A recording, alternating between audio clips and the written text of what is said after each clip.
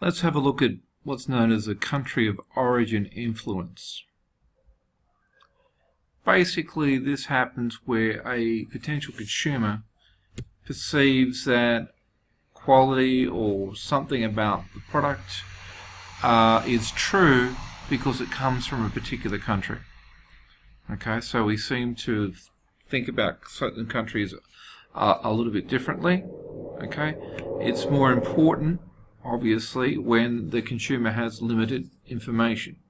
So we might think about French champagne or German manufactured cars or TVs from Japan, etc. So we're connecting a country and a little bit perhaps with its culture or its product reputation. Keep in mind that it can be both positive and negative. Oh gee, a car from China, that doesn't sound good. So what we have in some countries is wanting to, obviously this targets both their domestic market and their international market, but basically trying to indicate that the country of origin and highlight that. And some brands and products will actually pay a licensing fee to have this. Here is from the Made in Australia website, and basically trying to convince people that it helps support local jobs, economy, etc. We have higher standards in Australia, etc. And everybody's a winner. So you've got this sort of trade-off. There's, in many countries, there's a sort of a pressure to buy locally, support the local economy, and sometimes companies will advertise that, or government programs will try and support that. And we've also got this from a consumer perspective.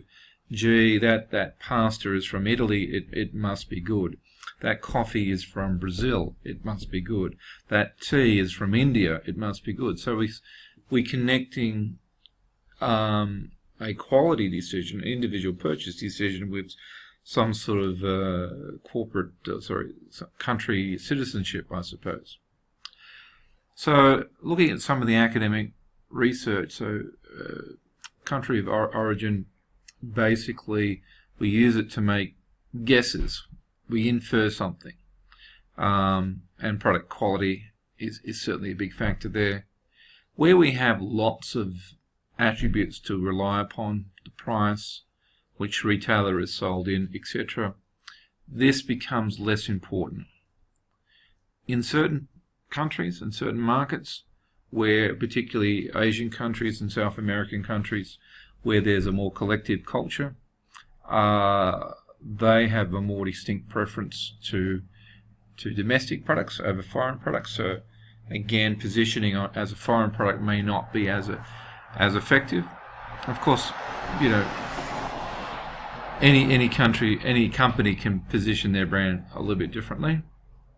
Okay, as the consumer gets more expertise and more understanding and have bought in that product category before, then this impact becomes less important. So it's more important for inexperienced consumers. And if we have a high involvement decision where we're gathering a lot of information, then obviously country of origin becomes less important. Okay, here is a summary of some academic studies. You can see it's a little bit older. It highlights a couple of things here for us. The first thing is there are distinct differences. Higher numbers mean we perceive the quality as good. Lower numbers mean it's not so good.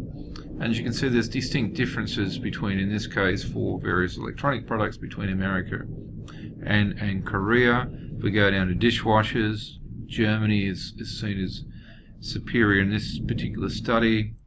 TVs, we've got Japan. So we've got some pretty typical stereotypes there. The reason I like to show this, even though this is a bit dated, is because of the emergence of Samsung. And as we'll see, obviously that perception would have changed. So these things are not fixed in stone, they change over time.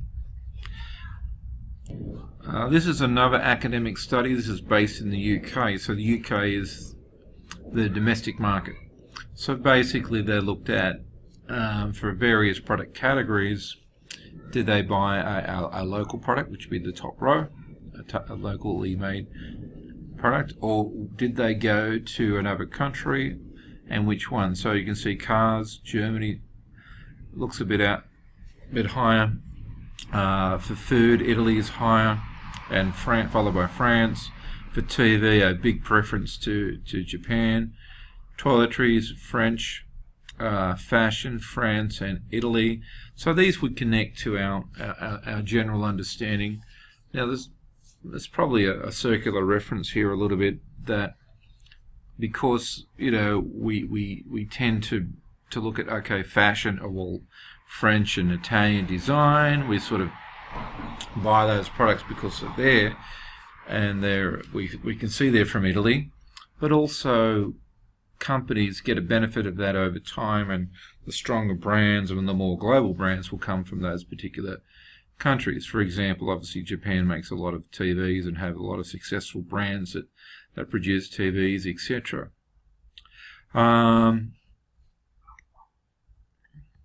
Okay, so pretty quickly, if we were to summarize the points, perceptions will change over time. So we'll tend to have fairly fixed stereotypes. They don't change that quickly. But from the Samsung example, you can see that they will change. Generally, people will prefer local, but if there's a strong stereotype, they'll go, gee, that coffee is from Brazil, so there's a movement there. Older people, some demographic things, but older people and more people who are more conservative in their views tend to rely on this a little bit more as sort of a safety net for their decision. Inexperienced buyers will rely upon it more. And of course, from a marketing strategy viewpoint, if you have a relatively unknown brand entering a market, potentially a good strategy would be to position yourself very closely to the country of origin. Okay, that's it for country of origin influence.